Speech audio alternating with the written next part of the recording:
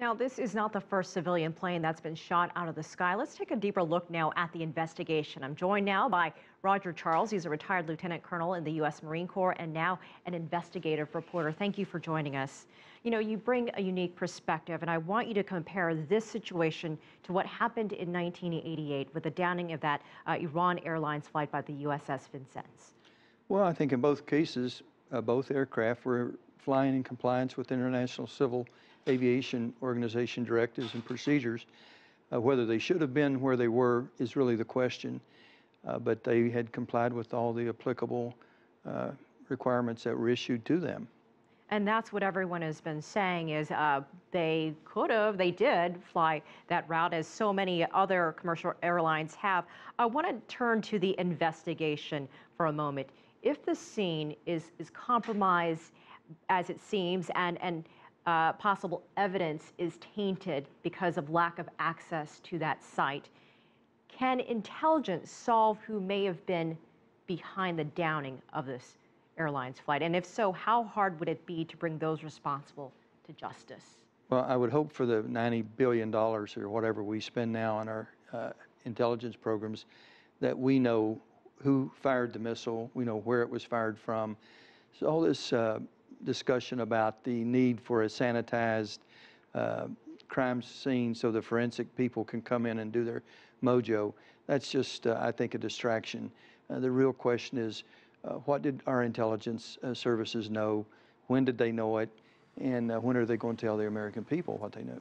So everyone's been talking about the crime scene, lack of access, and are you saying that we should already know who did it? Yes, I think so. I believe so, and I think it's almost immaterial examination of the crime scene.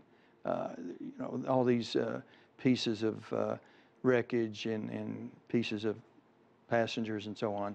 That's not going to have anything to do with determining what was the cause of the shoot down, and that's going to have to go back and who had access to the weapons, who may have ordered the weapons to be fired.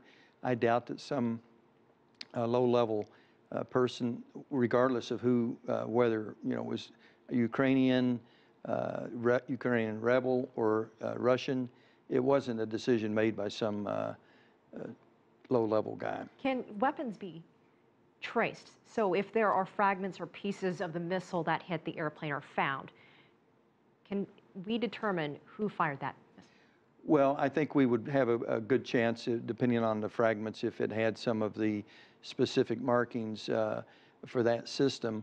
But to me, again, that's almost secondary. The real issue is what did our intelligence services pick up, and when are they going to release that information? We have about 45 seconds left. From your experience in the U.S. military, what is taking place right now behind the scenes, the coordination between the countries trying to get to the bottom of this? Well, unfortunately, this has turned into just a political football.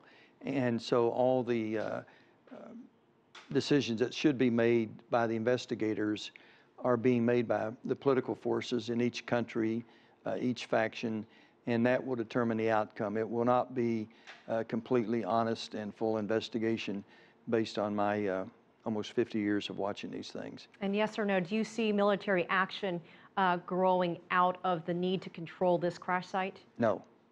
All right, Lieutenant Colonel Roger Charles, we appreciate your insight.